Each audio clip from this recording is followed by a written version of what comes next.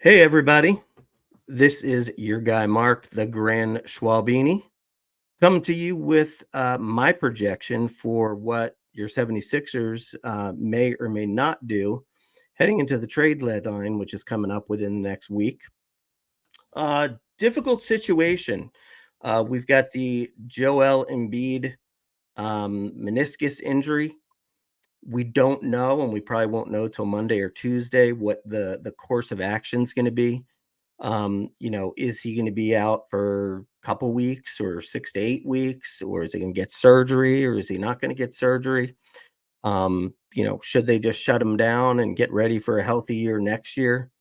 Um, so it's a tough call. Now, where I'm coming at this from is my feeling is, look, Joel Embiid is in his prime. um, there's really not dominant teams. I mean, I think there's two teams that you could say in the East are maybe better than the Sixers, the Celtics and the Bucks, but they're both beatable in a playoff series. So I think, so long as you have Embiid coming back towards the end of the season, I think you play for this season. And I do think you make a move at the trade deadline. Now, I think you got to be careful about it because there's going to be a good crop of free agents, and some ability to do some maneuvering and some good trade possibilities after the season. And right now the Sixers, out of the James Harden trade, have a couple first round picks they can use as some assets.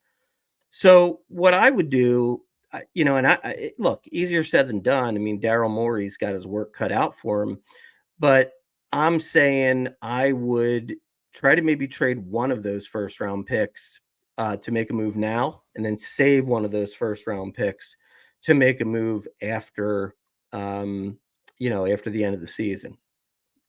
So your cupboard isn't left bare, but you've done something. Now, one of the things I do think is important, which the Sixers have not done in previous seasons, is you can't just empty the cupboard. You can't just start giving teams, three or four good bench players. Now, I realize you have to make the salaries work, but you don't want to give three or four bench players away. And then all of a sudden you've got, maybe you've got Embiid, Maxi, and then one other, sort of star, maybe all, all-star type player. But then you've got nothing left on the bench. And so you got to play those guys 40 minutes and all that kind of stuff. I don't want them to do that. But, if you can find a deal where, like maybe like to me, like the perfect guy is like a DeJounte Murray from the Hawks. This is like an all-star caliber player. He puts up over 20 points a game.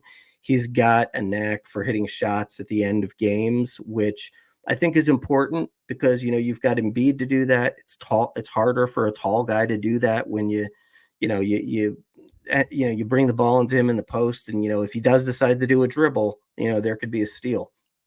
Maxi, look, turning into a superstar right in front of our eyes, another 50-point game the other night. But let's also face it, he is on the smaller side, so he's really got to work to get an open shot. Now, DeJounte Murray's a guy who's got, a wingspan. He's 6'5". He could probably create a shot a little bit more easily.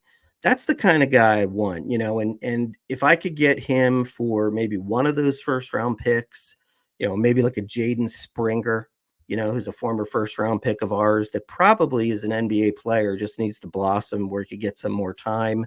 Maybe like throw in a Covington or something like that. That's the kind of move that I would make. But it remains to be seen what's going to happen.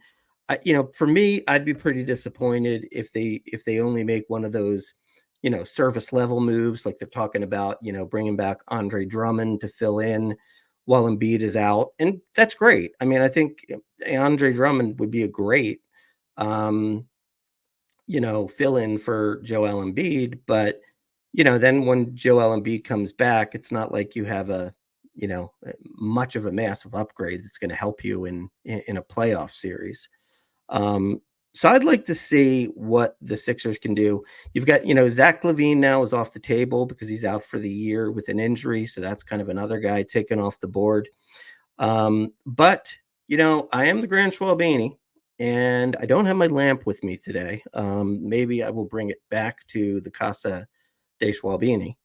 But I'm going to make my prediction. I'm going to predict that the Sixers will make an impactful move, not just a secondary scoring or just sort of a bench role move. I think they will make a significant move. They will bring in somebody who will be in the starting lineup. So that's what I got for you.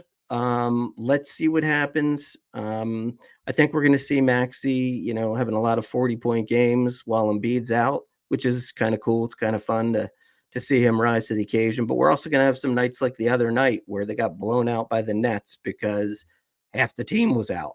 I mean, like everybody's got an illness of some sort. So it's been a little rough lately as a Sixers fan, but basketball's such a long season. That's why when it really comes down to it, we just got to hang in there a little bit longer. And we can make a push maybe in the last quarter of the season, and maybe something can happen finally. So, we can get a healthy Joel Embiid back for the playoffs. The Joel Embiid that scored 70 points, not less than a week ago. I mean, look, they've got a shot. They've got a shot. But it's all hinges on Joel Embiid's health. All right, that's what I got. The Grand Schwalbini is signing out. 10-9-8 76ers.